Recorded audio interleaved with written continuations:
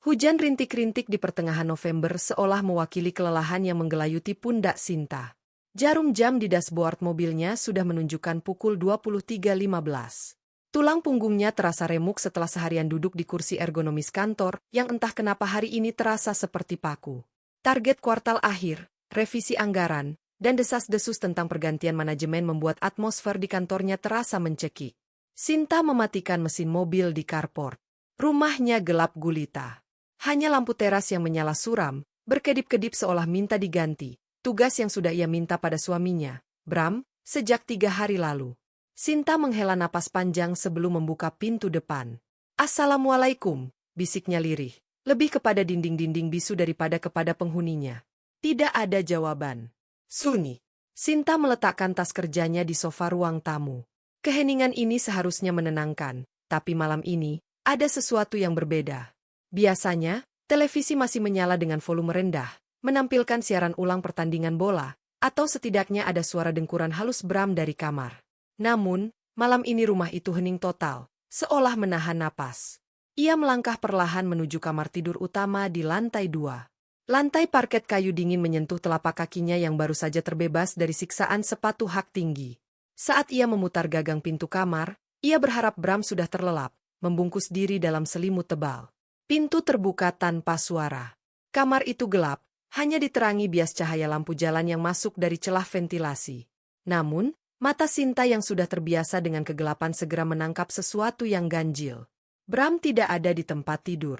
Sosok suaminya itu berdiri kaku di dekat jendela besar yang menghadap ke jalan. Tubuhnya separuh tersembunyi di balik gorden tebal berwarna abu-abu. Tangan kanan Bram memegang ujung kain gorden, menyingkapnya sedikit, hanya selebar telapak tangan, menciptakan celah intip yang sempurna. Bram tidak bergerak. Ia bahkan tidak menoleh saat pintu kamar terbuka. Postur tubuhnya condong ke depan, tegang, dan fokus sepenuhnya pada apapun yang ada di luar sana.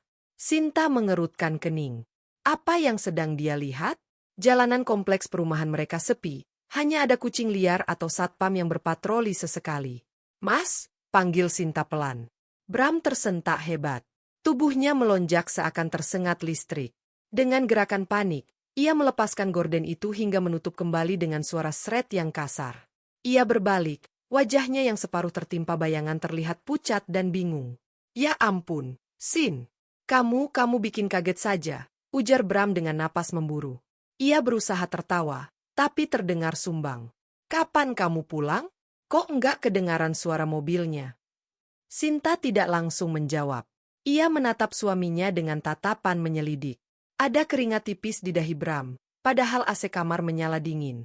"Baru saja," jawab Sinta datar. Ia berjalan mendekat, meletakkan ponselnya di nakas. "Lampu teras masih kedip-kedip, Mas. Belum diganti." Bram menggaruk belakang kepalanya yang tidak gatal. "Oh, itu, iya. Lupa, Sin. Besok deh. Tadi seharian aku sibuk ngerjain desain buat klien yang dari Bandung itu. Revisi terus." Sinta menahan diri untuk tidak mendengus. Ia tahu, klien dari Bandung, itu fiktif, atau setidaknya proyek kecil dengan bayaran yang bahkan tidak cukup untuk membayar tagihan listrik bulan ini.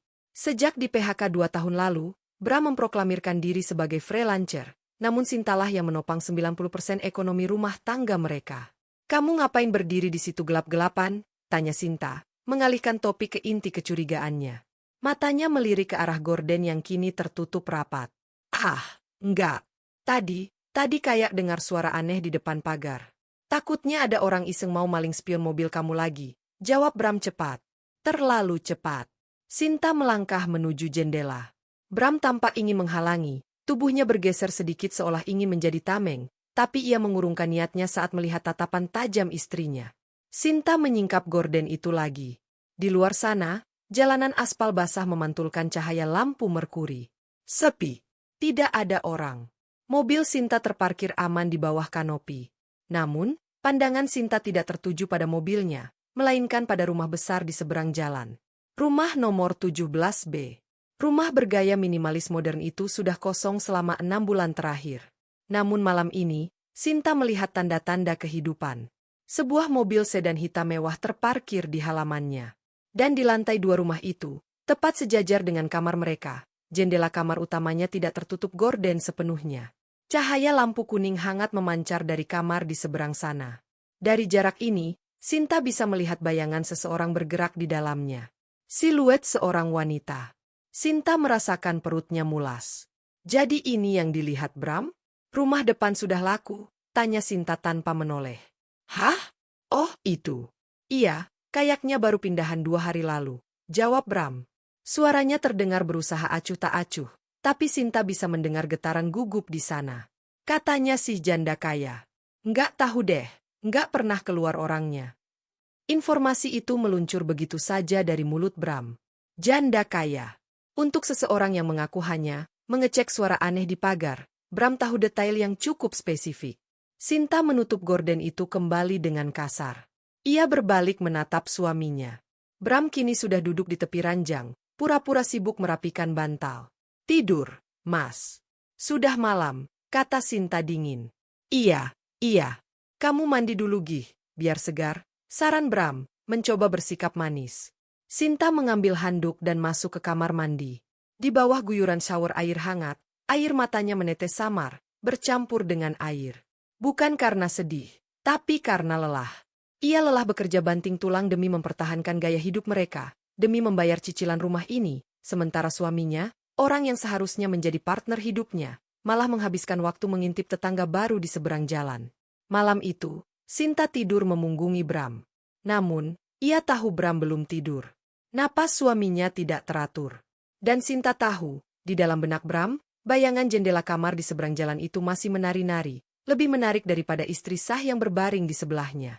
Sinta memejamkan mata, mencoba melupakan kejadian itu. Ia butuh istirahat. Besok adalah hari besar di kantor. Kabar tentang CEO baru itu membuatnya cemas. Ia tidak tahu bahwa bahaya yang sebenarnya bukan hanya mengancam karirnya di kantor, tapi juga sudah mengintai tepat dari balik jendela kamarnya sendiri. Pagi di kompleks Gria Asri biasanya dimulai dengan irama yang membosankan, suara sapu lidi petugas kebersihan, deru mesin mobil yang dipanaskan, dan teriakan tukang sayur keliling. Namun, pagi ini ada anomali. Sinta sedang meminum kopi hitamnya dengan terburu-buru di teras sambil memakai sepatu. Matanya menyapu halaman rumah yang rumputnya mulai meninggi, lagi-lagi tugas Bram yang terbengkalai. Di saat itulah ia melihat suaminya. Bram tidak sedang menyiram tanaman seperti yang ia janjikan 5 menit lalu. Pria itu berdiri mematung di dekat pagar, selang air di tangannya menyala, memuntahkan air sia-sia ke jalanan aspal, sementara matanya terpaku lurus ke seberang jalan. Di depan rumah 17B, sebuah gerbang besi hitam terbuka otomatis. Sinta mengikuti arah pandang suaminya. Sebuah sedan hitam mulus meluncur keluar pelan. Kaca jendela mobil itu tidak tertutup rapat, menyisakan celah yang cukup untuk melihat pengemudinya. Seorang wanita. Bahkan dari jarak 10 meter, aura wanita itu terasa berbeda. Ia mengenakan kacamata hitam besar yang membingkai wajah tirusnya. Rambutnya disanggul rapi dengan gaya modern yang menyeratkan efisiensi dan kelas. Kulitnya putih bersih, kontras dengan blus sutra berwarna merah marun yang ia kenakan. Wanita itu, si penghuni baru, menoleh sekilas ke arah rumah Sinta. Mungkin ia merasa sedang ditonton. Bram buru-buru menunduk, pura-pura sibuk menarik selang air, tapi gerakannya canggung dan terlambat. Wanita di dalam mobil itu tidak tersenyum. Ia hanya menaikkan kaca jendela sampai rapat, lalu mobilnya melaju meninggalkan kompleks, meninggalkan aroma parfum samar yang seolah tertinggal di udara. Cantik ya, Mas, sindir Sinta tajam. Kopi di tangannya nyaris tumpah karena ia meletakkan cangkir terlalu keras di meja teras. Bram terlonjak kaget. Siapa? Biasa aja Cuma orang lewat. Airnya, Mas. Itu banjir sampai ke jalan, tegur Sinta dingin, menunjuk genangan air di dekat kaki Bram. Tagihan air bulan depan kamu yang bayar kalau bengkak. Tanpa menunggu jawaban suaminya, Sinta menyambar kunci mobil dan tas kerjanya. Rasa jijik mulai merambat di dadanya. Bukan cemburu, Sinta terlalu realistis untuk cemburu pada wanita sekelas itu, tapi rasa malu. Ia malu melihat suaminya bertingkah seperti remaja puber yang sedang mengintip idola sekolah. Perjalanan ke kantor tidak membantu meredakan emosi Sinta. Macetnya Jakarta seolah berkonspirasi untuk memberinya waktu lebih banyak merenungi nasib pernikahannya. Namun, begitu ia menginjakan kaki di lobi kantor, masalah rumah tangga itu terpaksa ia pinggirkan. Suasana kantor, Adhiguna Corp, Hari itu seperti kapal yang akan karam. Sin, lo udah denger belum? Dina, rekan satu divisinya, langsung menyergap Sinta bahkan sebelum ia sempat duduk. Wajah Dina pucat. Denger apa? Gosip siapa yang selingkuh lagi? Tanya Sinta sambil menyalakan komputer. Bukan gosip receh. Ini soal CEO baru, bisik Dina, matanya melirik kiri kanan seolah takut dinding punya telinga. Anak HRD bilang, Ibu Ratu, ini sadis. Dia didatangkan dari kantor pusat Singapura khusus buat bersih-bersih. Sinta menelan ludah. Bersih-bersih? Maksudnya PHK. Restrukturisasi, efisiensi, apalah istilah halusnya. Katanya dia janda workaholic yang gak punya kehidupan pribadi, jadi dia nuntut karyawannya juga kayak robot, lanjut Dina dengan nada ngeri. Namanya belum diumumin resmi, tapi julukannya udah beredar, The Ice Queen. Siapapun yang performanya di bawah rata-rata bulan ini, bakal langsung dikasih surat peringatan atau pesangon. Jantung Sinta berdegup kencang. Ia butuh pekerjaan ini. Cicilan rumah masih 15 tahun, mobil sering rusak, dan mengharapkan Bram untuk menjadi tulang punggung adalah hal yang mustahil saat ini. Gila! Gumam Sinta. Tekanan di pundaknya terasa 2 kali lipat lebih berat. Sepanjang hari itu, Sinta bekerja bagai orang kesurupan. Ia menyelesaikan laporan yang tertunda, merapikan data klien, dan memastikan tidak ada celah sekecil apapun yang bisa dijadikan alasan oleh CEO baru itu untuk memecatnya. Jam 9 malam, Sinta baru sampai di rumah. Kepalanya berdenyut nyeri. Ia hanya ingin mandi, makan malam, dan tidur. Ia berharap suasana rumah bisa sedikit memberinya ketenangan. Namun, harapan itu hancur begitu ia masuk ke kamar tidur. Lampu kamar dimatikan, persis seperti malam sebelumnya. Sinta tidak langsung menyalakan lampu. Cahaya dari lampu jalan di luar cukup untuk memberinya visual yang jelas tentang apa yang sedang terjadi. Bram ada di sana lagi. Di posisi yang sama. Di balik gorden. Tapi kali ini, ada yang berbeda. Bram tidak hanya mengintip dengan mata telanjang. Di tangannya, ada benda hitam yang ia tempelkan ke matanya. Sebuah teropong binokular kecil, benda tua peninggalan hobi hiking Bram zaman kuliah dulu yang sudah bertahun-tahun mendekam di gudang. Darah Sinta mendidih. Rasa lelahnya lenyap, digantikan oleh amarah yang meledak. "Mas!" bentak Sinta sambil menekan saklar lampu. Cahaya putih terang membanjiri kamar, mengekspos Bram yang sedang membungkuk seperti pencuri. Pria itu begitu kaget sampai-sampai teropong di tangannya terlepas dan jatuh ke lantai parket dengan suara brak yang keras. "Sinta! Astaga!" Bram memegang dadanya, wajahnya merah padam antara kaget dan malu. "Kamu gila ya?" Sinta melangkah maju, menendang teropong itu menjauh dari kaki suaminya. "Kemarin ngintip, sekarang pakai teropong? Kamu ini suami orang atau pengintai mesum? Jangan sembarangan ngomong, Sin." Bram mencoba membela diri, tapi suaranya bergetar. Aku cuma ngecek. Tadi aku lihat ada mobil asing parkir di depan rumah dia. Aku curiga itu tamu yang mencurigakan. Sebagai tetangga kan kita harus waspada." "Waspada?" Sinta tertawa getir. "Waspada atau nafsu? Kamu pikir aku bodoh? Seharian ini kamu pasti nggak kerja, kan? Kamu cuma nungguin janda itu pulang. Kamu kok jadi nuduh-nuduh gini sih? Aku capek, Sin. Seharian di rumah sendirian, aku juga butuh hiburan." Bram menghentikan kalimatnya, menyadari ia salah bicara. "Hiburan?" Mata Sinta menyipit tajam. "Jadi mengintip janda kaya itu hiburan kamu? Sementara aku di kantor mati-matian kerja, takut dipecat sama bos baru yang katanya kejam. Kamu di sini malah asyik main detektif-detektifan sama tetangga." Sinta berjalan ke jendela, menyibakkan gorden dengan kasar. Di seberang sana, rumah 17B masih terang benderang. Jendela kamar di lantai 2 itu terbuka lebar tanpa penutup, menampilkan interior mewah dan seorang wanita yang sedang duduk di kursi kerja, membelakangi jendela. "Lihat, Mas. Lihat baik-baik," desi Sinta, menunjuk ke arah wanita itu. "Dia itu dunia yang beda sama kita. Dia mungkin punya perusahaan, punya segalanya. Dan kamu? Kamu cuma laki-laki yang ngumpet di balik gorden istri kamu." Kata-kata itu menohok Bram. Bahunya merosot. Ia tidak berani menatap mata istrinya. Sinta menutup gorden itu kembali, kali ini dengan rasa lelah yang luar biasa. "Besok ada presentasi besar di kantorku. CEO baru itu bakal datang. Aku nggak punya energi buat ngurusin obsesi anehmu ini, Mas. Kalau sampai aku lihat kamu pegang teropong itu lagi, kamu tidur di luar. Sinta mengambil bantal dan selimut, lalu berjalan keluar kamar menuju sofa ruang tengah. Ia tidak sudi tidur satu ranjang dengan laki-laki yang pikirannya sedang berada di kamar tidur wanita lain. Di dalam kamar yang kembali sunyi, Bram memungut teropongnya yang retak. Ia menatap ke arah gorden yang tertutup. Rasa bersalah memang ada, tapi rasa penasaran itu seperti candu. Ia tahu ada sesuatu tentang wanita di seberang sana, sesuatu yang familiar, namun berbahaya.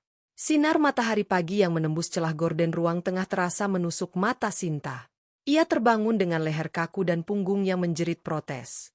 Tidur di sofa sempit bukanlah ide terbaik untuk seseorang yang akan menghadapi hari terpenting dalam karirnya, tapi itu jauh lebih baik daripada harus berbagi oksigen dengan pengkhianat di kamar utama. Aroma bawang goreng tercium samar dari dapur. Sinta bangkit, merapikan rambutnya yang kusut, dan melangkah gontai menuju sumber bau. Di dapur, Bram sedang sibuk dengan wajan. Ia menoleh saat mendengar langkah kaki Sinta, senyum canggung terukir di wajahnya. Pagi, Sin. Aku bikinin nasi goreng kampung kesukaanmu. Telurnya setengah matang, kan? Tawar Bram dengan nada yang terlalu ceria, jelas berusaha menebus dosa. Sinta menatap piring nasi goreng itu tanpa selera. Aku nggak lapar. Aku sarapan di kantor aja. Senyum Bram luntur seketika. Sin, ayolah.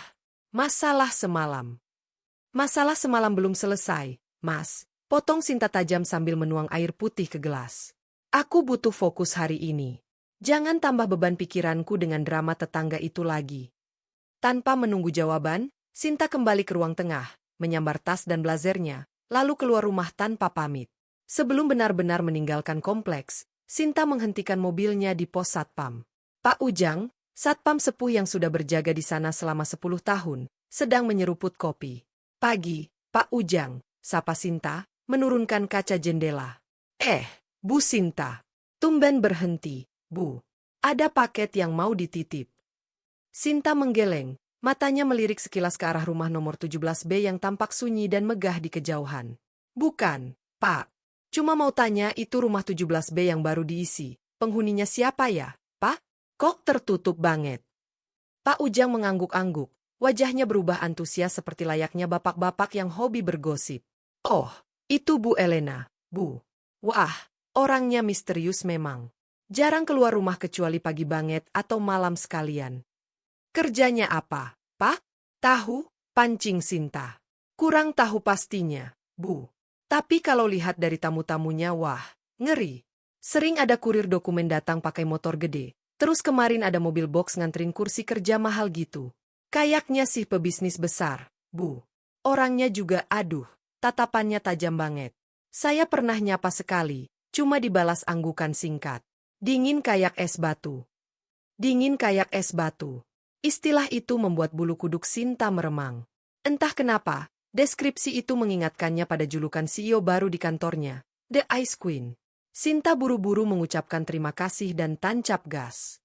Ah, kebetulan saja, pikirnya. Banyak orang kaya yang sombong. Sesampainya di kantor, atmosfer ketegangan begitu pekat hingga rasanya bisa diiris dengan pisau. Kubikel-kubikel terasa lebih sunyi dari biasanya. Tidak ada tawa, tidak ada obrolan santai tentang drama Korea terbaru. Semua mata terpaku pada layar komputer, jari-jari mengetik dengan kecepatan panik. Data penjualan kuartal 3 sudah kamu revisi, Sin? Tanya Pak Hadi, manajer divisi pemasaran, yang muncul tiba-tiba di belakang kursi Sinta. Wajah pria parubaya itu tampak tertekan. Keringat dingin membasahi pelipisnya. Sudah, Pak. Sedang saya masukkan ke slide presentasi untuk besok, jawab Sinta sigap. Bagus. Pastikan sempurna, Sin. Sempurna, tekan Pak Hadi. Suaranya berbisik namun penuh ancaman. Saya dengar CEO baru ini, Bu Elena maksud saya Bu Bos baru ini, dia alergi sama kesalahan ketik sekecil apapun. Salah satu angka, kita semua bisa angkat kaki. Jari Sinta terhenti di atas keyboard. Namanya siapa, Pak? Belum ada yang tahu nama lengkapnya. Memo internal cuma nyebut inisial, EW. Tapi rumornya dia lulusan luar negeri, tangan besi. Pokoknya besok kamu yang presentasi, ya. Saya nggak berani. Kamu kan best employee tahun lalu, mungkin dia bakal lebih lunak sama kamu. Sinta ingin menolak, tapi ia tahu ia tidak punya pilihan. Nasib divisi ini, dan nasib gajinya, ada di tangannya. Hari itu berlalu dalam kabut kafein dan data statistik. Sinta bekerja lembur hingga pukul 10 malam, memulai setiap kalimat dalam presentasinya agar terdengar cerdas namun tidak menggurui. Saat Sinta pulang, rumah sudah gelap. Kali ini, Sinta tidak langsung masuk. Ia berdiri sejenak di samping mobilnya, memandang ke seberang jalan. Rumah 17B masih menyala. Sinta merasa seperti munafik. Ia memarahi Bram karena mengintip, tapi kini rasa penasaran itu menular padanya. Ia ingin tahu wanita seperti apa yang membuat suaminya rela membeli teropong bekas, dan wanita seperti apa yang membuat Pak Ujang si satpam merasa segan. Sinta menatap jendela lantai 2 rumah itu. Gordennya tipis, menerawang karena cahaya lampu dari dalam yang begitu terang. Di sana, ia melihat siluet itu. Elena sedang berdiri membelakangi jendela. Ia sedang menelepon. Sinta tidak bisa mendengar suaranya, tapi bahasa tubuhnya berbicara lantang. Tangan wanita itu bergerak tegas di udara, menunjuk-nunjuk, lalu mengepal. Gerakan seseorang yang sedang memberi perintah mutlak atau sedang memarahi lawan bicaranya habis-habisan. Postur tubuhnya tegak, dominan, dan mengintimidasi. Bahkan dari seberang jalan, Sinta bisa merasakan aura otoritas yang memancar. Itu bukan gaya seorang ibu rumah tangga atau janda kesepian yang butuh teman. Itu adalah gaya seorang jenderal perang. Sinta bergidik. Tiba-tiba ia merasa kerdil. Di rumah, ia harus menghadapi suami yang tidak dewasa. Di kantor, ia harus menghadapi bos monster. Dan sekarang, ia menyadari bahwa tetangga depannya pun memiliki energi yang sama menakutkannya. Sinta buru-buru masuk ke dalam rumah, mengunci pintu rapat-rapat. Di kamar tidur, Bram sudah terlelap, atau pura-pura tidur, membungkus seluruh tubuhnya dengan selimut. Teropong sialan itu sudah tidak ada di meja, mungkin disembunyikan kembali. Sinta merebahkan tubuhnya di sisi kasur yang kosong. Ia menatap langit-langit kamar yang gelap. Besok, batin Sinta. Besok semuanya ditentukan. Jika presentasi sukses, karirku aman. Jika tidak, ia memejamkan mata, berdoa agar CEO baru itu memiliki sedikit belas kasihan. Tanpa Sinta sadari, wanita yang ia takuti di kantor dan wanita yang ia curigai di seberang rumah, akan menyatu menjadi mimpi buruk yang nyata esok pagi. Ruang rapat utama di lantai 20 gedung Adhiguna terasa lebih dingin dari kamar mayat. AC sentral berdengung halus, satu-satunya suara yang terdengar di tengah keheningan 20 orang staf manajerial yang duduk tegak, menahan napas. Sinta meremas telapak tangannya yang basah di bawah meja. Jantungnya berdegup tak karuan, seirama dengan jarum jam dinding yang bergerak lambat. Di sampingnya, Pak Hadi tampak seperti orang yang akan dihukum gantung. Kemejanya sudah basah oleh keringat di bagian ketiak, dan ia terus-menerus membetulkan letak dasinya yang sebenarnya sudah rapi. Ingat, Sin, bisik Pak Hadi dengan suara bergetar. Fokus ke angka pertumbuhan. Jangan bahas penurunan di kuartal 2 kecuali dia tanya. Sinta hanya mengangguk kaku. Tenggorokannya tercekat. Ia sudah mempersiapkan materi ini semalaman, tapi rasa cemas akan sosok The Ice Queen ini menggerogoti kepercayaan dirinya. Tepat pukul 9, pintu ruang rapat ganda yang terbuat dari kayu jati tebal itu terbuka. Suasana ruangan berubah drastis. Udara seolah tersedot keluar. Seorang wanita melangkah masuk, diikuti oleh Direktur HRD yang berjalan tergopoh-gopoh di belakangnya seperti ajudan yang ketakutan. Suara sepatu hak tinggi wanita itu beradu dengan lantai marmer.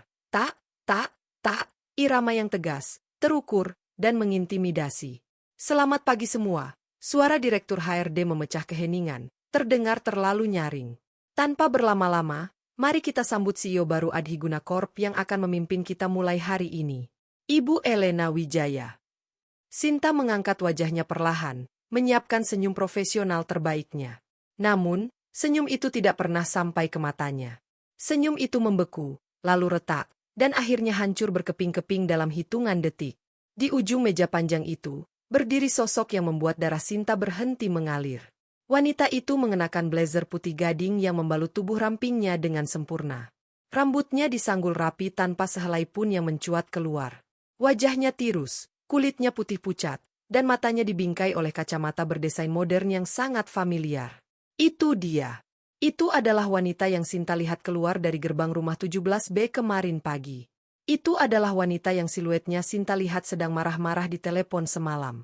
Itu adalah janda kaya yang menjadi objek fantasi dan intipan suaminya setiap malam. Dunia Sinta berputar hebat. Ia merasa lantai ruang rapat itu runtuh. Tidak mungkin, jerit batinnya. Ini pasti mimpi buruk. Elena Wijaya tidak tersenyum. Tatapannya menyapu seluruh ruangan, dingin dan tajam seperti laser scanner. Saat tatapan itu melewati Sinta, Sinta merasa seolah ditelanjangi. Apakah Elena mengenalinya? Apakah Elena tahu bahwa wanita yang duduk gemetar di kursi nomor 4 dari kiri ini adalah istri dari pria kurang ajar yang mengintip kamarnya dengan teropong? Duduk, perintah Elena singkat. Suaranya rendah, alto, namun memiliki otoritas yang membuat semua orang otomatis menurut tanpa bantahan.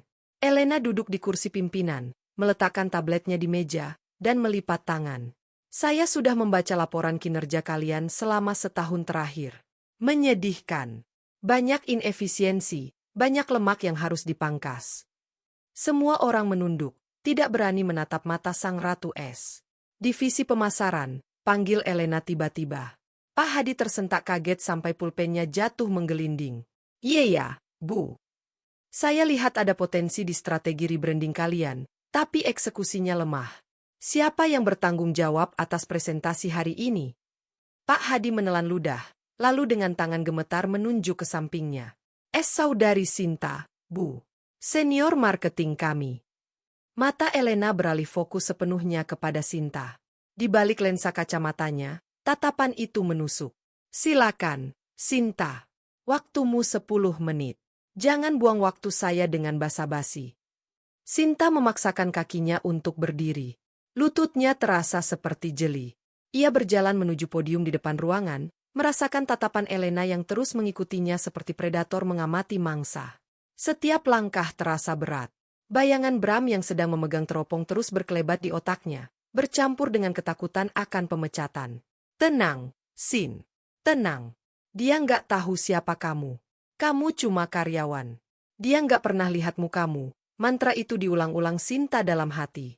Sinta menarik napas panjang dan mulai berbicara. Selamat pagi, Bu Elena dan rekan-rekan. 5 menit pertama adalah penyiksaan. Suara Sinta terdengar tipis dan sedikit bergetar. Namun perlahan, insting profesionalnya mengambil alih. Ia menguasai data ini. Ia yang membuat strategi ini. Sinta mulai melupakan siapa Elena di luar sana, dan fokus pada Elena sebagai CEO yang harus ia taklukkan dengan angka. Sinta menjelaskan grafik pertumbuhan, strategi penetrasi pasar, dan efisiensi anggaran. Ia berbicara lancar, menunjuk layar proyektor dengan percaya diri yang perlahan kembali. Ketika Sinta selesai, keheningan kembali menyelimuti ruangan. Elena tidak langsung bicara. Ia mengetuk-ngetukkan jari telunjuknya yang lentik ke permukaan meja. Tuk, tuk, tuk. Menarik, gumam Elena akhirnya. Ia menatap Sinta lurus-lurus. Analisis kamu tajam. Jauh lebih baik dari ekspektasi saya terhadap tim yang katanya menyedihkan ini. Pak Hadi menghembuskan napas lega yang terdengar keras. Sinta merasakan beban 1 ton terangkat dari pundaknya. Terima kasih, Bu, jawab Sinta sopan. Tapi, Elena memotong, matanya menyipit sedikit. Ada satu hal yang mengganggu saya. Jantung Sinta kembali berhenti berdetak. Elena memiringkan kepalanya sedikit, menatap Sinta dengan intensitas yang aneh. Bukan tatapan menilai pekerjaan, tapi tatapan mengenali seseorang. Kamu tinggal di mana, Sinta? Tanya Elena tiba-tiba. Pertanyaan itu melenceng jauh dari konteks pekerjaan. Sinta terdiam. Ruangan itu hening. Kenapa CEO menanyakan alamat? Saya tinggal di Gria Asri, Bu. Di daerah selatan, jawab Sinta ragu-ragu. Sudut bibir Elena terangkat sedikit. Sangat tipis. Hampir tidak terlihat sebagai senyuman, lebih mirip seringai kepuasan. Gria Asri, ulang Elena pelan, seolah sedang mencicipi kata itu di lidahnya. Lingkungan yang tenang. Cocok untuk istirahat setelah bekerja keras, asalkan tetangganya punya sopan santun dan menjaga privasi. DEG. Wajah Sinta pucat pasi seketika. Darah surut dari wajahnya. Elena tahu. Kalimat itu bukan kebetulan. Itu adalah pesan. Itu adalah ancaman terselubung yang ditembakkan tepat ke jantung pertahanan Sinta di depan puluhan saksi yang tidak mengerti konteksnya. Elena kembali menegakkan tubuhnya, menutup rapat tablet di depannya. Presentasi diterima. Tapi saya akan pantau kinerjamu secara pribadi, Sinta. Rapat selesai. Wanita itu berdiri dan berjalan keluar ruangan tanpa menoleh lagi, meninggalkan Sinta yang masih berdiri mematung di podium, kakinya lemas, dan keringat dingin mengucur deras di punggungnya. Sinta sadar satu hal saat itu juga, karirnya, rumah tangganya, dan hidupnya, kini berada di ujung tanduk. Dan tanduk itu dipegang oleh wanita di seberang jendela kamarnya. Perjalanan pulang dari kantor malam itu terasa seperti perjalanan menuju tiang gantungan. Sinta mencengkeram kemudi mobil begitu erat hingga buku-buku jarinya memutih. Di kepalanya, kalimat Elena Wijaya terus berputar seperti kaset rusak yang meneror mentalnya. Asalkan tetangganya punya sopan santun dan menjaga privasi. Kalimat itu bukan sekadar sindiran. Itu adalah vonis. Sepanjang sore di kantor, Sinta merasa diawasi. Setiap kali ia berpapasan dengan staf HRD atau melihat CCTV di lorong, ia merasa Elena sedang memantaunya dari balik layar raksasa di ruangannya, menunggu momen yang tepat untuk menghancurkannya. Sinta tidak hanya takut dipecat, ia takut akan tuntutan hukum. Di zaman sekarang, pelecehan privasi apalagi terhadap orang berkuasa bisa berujung di balik jeruji besi. Mobil Sinta berbelok masuk ke pelataran carport. Tangannya gemetar saat mematikan mesin. Rumah itu gelap lagi. Amarah yang tadi tertahan oleh rasa takut di kantor, kini meledak menjadi kemurkaan murni begitu ia melihat rumahnya sendiri. Rumah yang seharusnya menjadi tempat istirahat, kini menjadi sumber malapetaka karena penghuni laki-lakinya yang tidak tahu diri. Sinta membanting pintu mobil dan melangkah cepat masuk ke dalam rumah. Ia tidak mengucapkan salam. Ia menendang pintu depan hingga terbuka lebar. Di ruang tengah, Bram sedang duduk di sofa sambil memegang toples keripik. Televisi menyala, tapi matanya tidak menatap layar. Pandangannya melirik-lirik ke arah jendela depan yang gordennya sedikit tersingkap. "Mas!" teriak Sinta. Suaranya pecah, melengking memenuhi ruangan sempit itu. Bram tersedak keripiknya. Ia buru-buru berdiri, wajahnya kaget melihat istrinya pulang dengan keadaan berantakan, rambut kusut, mata merah, dan napas memburu. "Sin, kamu kenapa?" "Kok teriak-teriak?" tanya Bram bingung. "Lembur lagi? Aku baru mau panasin sayur." "Diam," bentak Sinta. Ia melempar tas kerjanya ke lantai dengan keras. Bunyi gedebuk tas kulit yang menghantam ubin membuat Bram terlonjak mundur. Sinta berjalan mendekat, telunjuknya mengarah tepat ke wajah suaminya. "Masih berani kamu lirik-lirik jendela itu? Masih berani kamu mikirin janda di depan sana?" "Ya ampun, Sin. Kamu kenapa sih? Masih bahas soal itu? Aku kan udah nggak pakai teropong lagi." Bram mencoba membela diri, nadanya mulai meninggi. "Lagian kenapa sih kamu sensitif banget? Cuma lihat doang, nggak megang, nggak ganggu." "Nggak ganggu katamu." Sinta tertawa histeris, air mata kemarahan mulai menetes di pipinya. Ia menjambak rambutnya sendiri karena frustrasi. "Kamu pikir dunia ini cuma selebar jidatmu itu, Mas?" Sinta maju selangkah lagi, mendesak Bram hingga suaminya itu terpojok ke dinding. "Wanita itu." Sinta menunjuk ke arah pintu depan dengan tangan gemetar. "Wanita yang kamu intip tiap malam, wanita yang kamu jadikan fantasi murahanmu itu. Namanya Elena Wijaya." Bram mengerutkan kening. "Terus kenapa kalau namanya Elena? Kamu kenal?" "Dia CEO baruku, Bram," jerit Sinta. "Dia bos besar yang baru datang dari Singapura.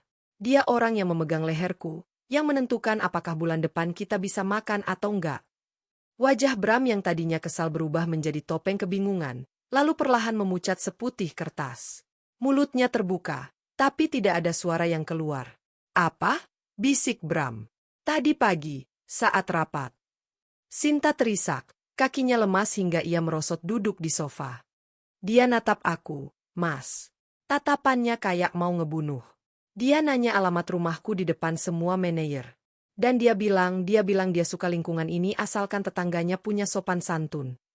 Bram terhuyung ke belakang. Kakinya menabrak meja kopi. Dia tahu." "Dia tahu," seru Sinta putus asa. "Orang kaya-kaya dia pasti punya CCTV canggih, Mas. Atau mungkin dia lihat kilatan lensa teropong bodohmu itu. Sekarang karirku di ujung tanduk. Bukan cuma dipecat, kita bisa dilaporkan ke polisi atas tuduhan pelecehan. Kamu sadar nggak sih bahayanya?" Ruangan itu mendadak hening mencekam. Hanya terdengar isak tangis Sinta dan suara napas Bram yang berat dan tidak teratur. Bram menatap ke arah jendela yang tertutup gorden. Tiba-tiba, jendela itu tampak menakutkan baginya. Bukan lagi layar tontonan yang menggairahkan, tapi seperti mata raksasa yang sedang memelototinya. Fantasi liarnya hancur seketika, digantikan oleh teror nyata. Bayangan penjara dan rasa malu melintas di benaknya. Maaf, Sin. Suara Bram terdengar kecil, serak, dan penuh ketakutan. Aku nggak tahu. Sumpah, aku nggak tahu dia bosmu. Maafmu nggak bisa nyelamatin kita, Mas, liris Sinta, menyeka air matanya kasar. Mulai malam ini, jangan pernah dekati jendela depan. Tutup rapat-rapat. Matikan lampu. Kita hidup seperti tikus sampai aku tahu apa maunya dia. Bram mengangguk cepat, patuh seperti anak kecil yang ketahuan mencuri. Tepat saat itu, ponsel Sinta yang tergeletak di samping tasnya berbunyi. Ing. Suara notifikasi pesan singkat. Di keheningan malam itu, bunyinya terdengar senyaring lonceng kematian. Sinta dan Bram saling bertatapan. Ada ketakutan di mata mereka berdua. Dengan tangan gemetar, Sinta meraih ponselnya. Layar menyala. Pesan itu berasal dari nomor yang tidak dikenal. Tidak ada foto profil, hanya inisial nama yang muncul dari sinkronisasi grup WhatsApp kantor yang baru dimasukkan hari ini. Pengirim, Ibu Elena Wijaya, CEO. Jantung Sinta serasa berhenti berdetak. Ia menekan tombol, buka, dengan jari yang terasa dingin seperti es. Pesan itu singkat. Presentasimu hari ini cukup impresif, Sinta. Tapi tolong ajari suamimu bahwa teropong binokular itu alat untuk melihat bintang, bukan untuk melihat kamar tidur orang lain. Saya tunggu di ruangan saya besok jam 8 pagi. Jangan terlambat. Ponsel itu terlepas dari genggaman Sinta, jatuh ke karpet. Sinta menatap Bram dengan pandangan kosong. Tamat sudah, Mas, bisiknya. Di seberang jalan, di lantai 2 rumah nomor 17B, lampu kamar tidur itu akhirnya padam, menyisakan kegelapan yang menelan Sinta dan Bram dalam ketidakpastian yang mengerikan.